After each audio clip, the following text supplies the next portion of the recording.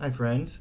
As we continue our journey into the season of Advent this year, we are pondering what Jesus' birth means for us today. How can we enter into the story of Jesus' birth and be changed by the story? How can his story become our story? And how can we find meaning in it? And today I'm thinking about the Gospel of Luke.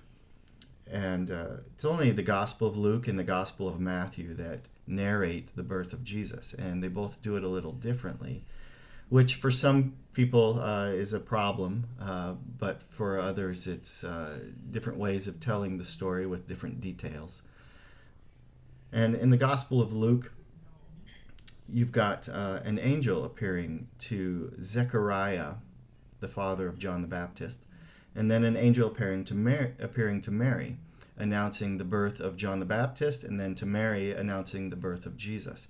And the response of Zechariah and the response of Mary are very similar in the Gospel of Luke. The angel appears and announces that a baby will be born.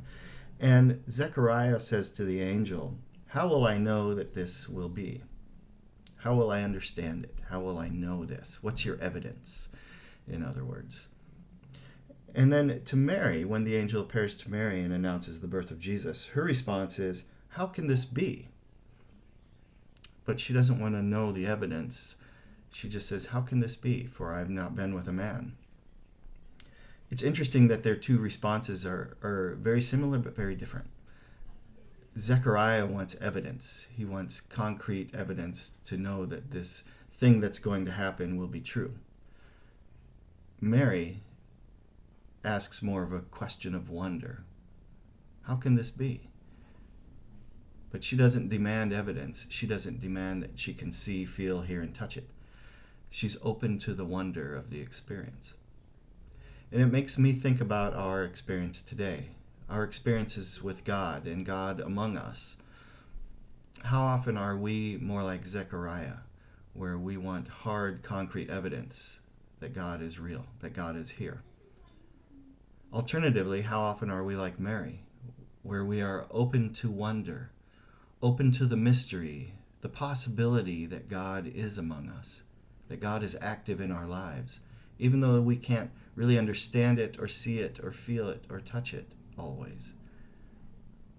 As we contemplate Jesus' birth and the story of God coming among us in human form, what is your response?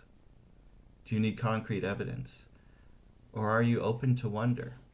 Not blind faith so much that is ignorant of reason, but open to wonder, to the possibility of things that are beyond your reason. Let me encourage you this Advent to open your eyes, your minds, and your hearts to wonder, to the possibility that there's a God who is Jesus, who is alive and at work in your life. And you might not understand it, but that doesn't mean it's not real. I hope you have a good day today.